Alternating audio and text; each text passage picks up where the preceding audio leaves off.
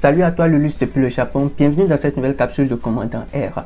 Aujourd'hui on parle d'arguments, les arguments. Si tu es prêt à toute la vie, rentrons dans le studio. Alors je pensais rapidement dans cette série de petites vidéos pêle-mêle que je suis en train de faire, de petites vidéos, ça y est, pour te permettre de rester connecté à R pendant cette période d'été, de vacances et puis tout. Donc ça va pas être vraiment très compliqué, des petites choses que je vais te montrer pour qu'on puisse commencer, pour qu'on puisse garder la forme quoi, ça y est. Donc j'ai pensé rapidement aux fonctions, je pensais à la fois des aux fonctions et puis aux arguments dans les fonctions. Tu sais, quand tu écris une fonction, les éléments que tu remplis à l'intérieur de la forme, tu écris par exemple le nom de la base de données, la moyenne est égale à 2, les 4 et ainsi de suite. Là on appelle ça les arguments de la fonction. Je sais que ça tu le sais, ça y est.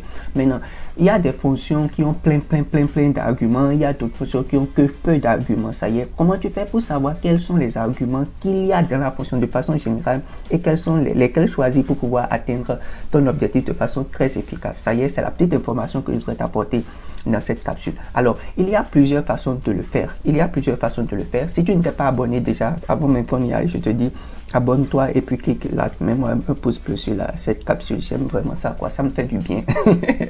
Alors bon, ça c'est une parenthèse. Alors, la première façon de le faire, si je prends par exemple la moyenne, on peut faire point d'interrogation min et on exécute, ça y est. Donc dans la description ici, tu vois, dans la description ici, forcément, on a usage. Au niveau de usage, souvent, il y a le nom de la fonction et puis on te donne la description. Ici, par exemple, c'est int avec point d'exclamation. Quand je prends par exemple une autre fonction, prenons par exemple R, je vais prendre round, la commande round, et puis j'exécute, tu vas voir que ça va faire presque la même chose. Il y a toujours un petit truc ici qu'on appelle usage et qui te donne un peu de ça. Maintenant, usage, point d'interrogation, help, c'est bon, mais ça a ses limites. Enfin, parfois ça ne te met pas dans tout le console. Je vais te montrer quelque chose d'un peu plus intéressant. C'est la commande arg. Ça y est, c'est la commande arg, et puis c'est ce qu'il faut utiliser. Donc c'est une commande de base dans R. Ça y est, c'est une commande de base qui te donne l'argument. Donc, on va écrire arg ici. Et si j'écris arg min et j'exécute, tu vois, ça t'écrit le nom de la fonction. Ça y est, ça t'écrit le nom de... Enfin, ça te renvoie la fonction avec les arguments qui sont ici. Donc, ici, c'est int. Pour calculer la moyenne, il suffit juste d'envoyer la base de données, la variable. Ça y est, ou encore le vecteur avec et puis, il te calcule la moyenne. C'est ça. Donc, tu as besoin du int. Ça y est. Et puis, si tu fais, par exemple, arg, comme on était en train de le faire, tu fais round. C'est la commande qui permet d'arrondir. Donc tu vois ici, ça te met fonction, ça pour te dire que c'est la fonction round, ça te met le x, donc la base que tu es en train de mettre dedans, ça y est, et puis le nombre, les digits, donc l'argument digit te dit à combien de chiffres après la virgule tu veux que, enfin, l'arrondi soit, à combien de chiffres après la virgule. Tu comprends, tu as compris le concept, non? Donc c'est vraiment très facile, pas très compliqué.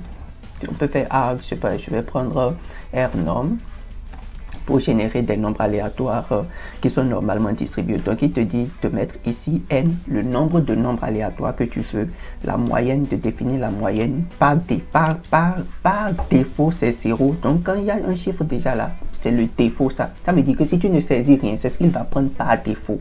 Ça y est. Donc, par exemple, si tu veux arrondir, si tu ne lui précises rien, tu dis par exemple, arrondis-moi 5,96, il va arrondir ça à 0 après la virgule par défaut. Donc, c'est ça. Donc, si tu lui dis aussi ici de te définir le nombre de rnorm, il va le faire ici par défaut, quoi. Il va prendre 0 et puis pour les cartes types, il va prendre 1. Ça y est. Donc, c'est ça. Et puis, je vais prendre un dernier cas. Je vais faire argument. Je vais prendre par exemple samples parce qu'il y a d'autres fonctions qui ont vraiment beaucoup plus d'arguments, quoi. Ça fait du bruit un peu à côté là. Bon, voilà.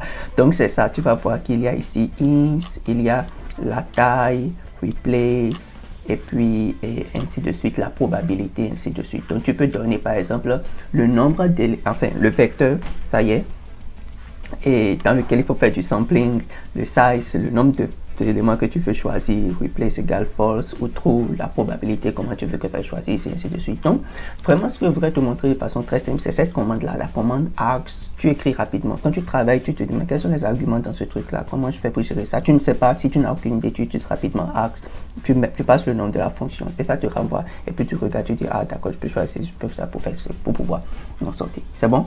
Si ça t'a apporté un petit quelque chose, mets-moi un plus, un pouce. Si tu ne t'es pas encore abonné, il faut le faire. Ça y est, sur cette chaîne, je montre plein d'astuces statistiques, mathématiques, data science, machine learning, et tout ça, blablabla, tu vois, économétrie, c'est ça qu'on fait ici, quoi. Et puis, on grandit ensemble, c'est ça. Donc, si tu ne t'es pas abonné, encore abonné, abonne-toi et puis continue pas donner le meilleur de nous. Moi, c'était Lulus depuis le Japon. Merci beaucoup.